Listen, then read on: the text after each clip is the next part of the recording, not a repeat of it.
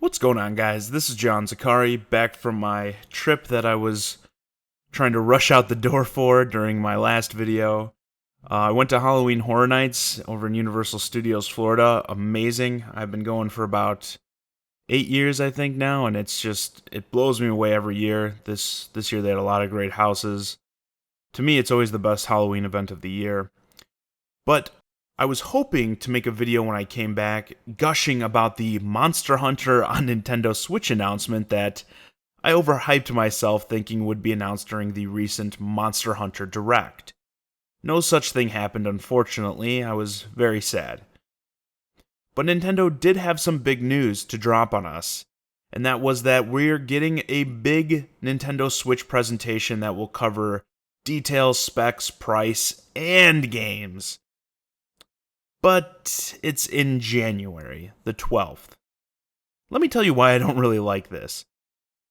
I talked previously in my reveal predictions that building and maintaining hype can be tricky. Right now, Nintendo has hype and people are excited.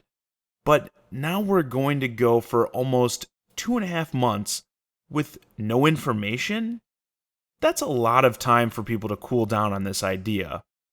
Also, what I was hoping for was to get the details, specs, and price sometime by like December. Not just to maintain hype, but to also get some of the potential negatives out of the way. Now, this might not be you, not saying all gamers are like this, but I'm sure you've seen it if you frequent gaming-related places on the internet. People can get outraged pretty easily about very small things. And no system is perfect. Maybe it will be the price, the battery life, storage space. I already hear people whining about the tablet display resolution, which I don't really get. But there are surely to be some things that are seen as negatives. So doing that breakdown soon would give people time to have their initial reaction, likely exaggerated, then get some more time to actually form a real opinion. Doing this in almost mid-January for something that comes out in March doesn't give people as much time to form a real opinion on this thing.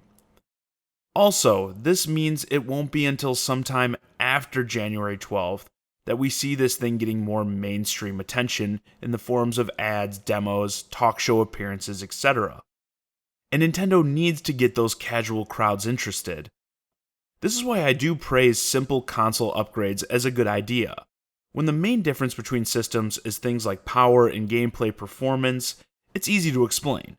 The new system plays games in 4K, 4 times the resolution of your current system, so the games will look way better. Simple, right? But with the Switch, you're like, well, you can play games on the go, and then you can plug the system into a dock to play on your TV, and then the person's like, oh, like the Wii U? No, this is something you can actually take anywhere. The tablet is the system.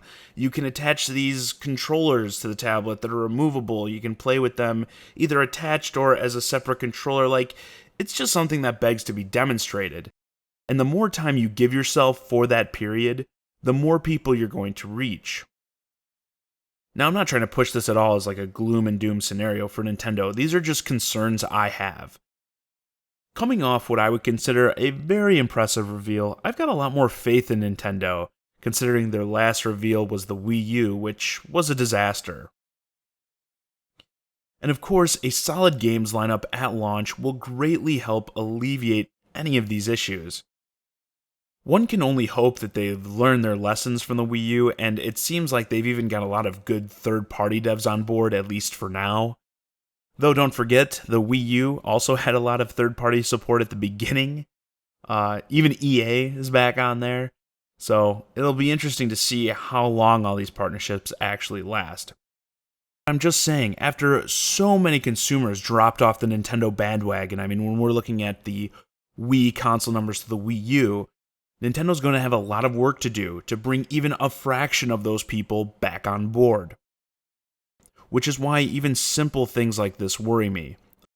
I think it would have been a better idea to trickle out a little bit of Switch info here and there, all the way up until the system's actual release, to keep that hype and interest alive.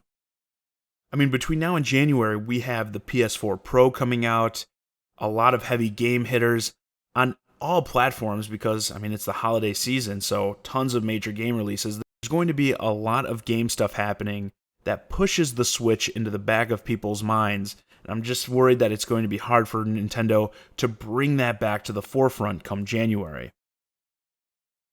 Either way, I am excited for the Switch. Of all the gimmicks that I can think of, I couldn't imagine one that Nintendo could hit out of the park more than this hybrid. But the thing is, they need to do just that. They've got to sell people who skipped out on the Wii U and explain to them why the Switch is such a better deal, while also trying to convert the 3DS crowd. And the more time they have to do that, the better.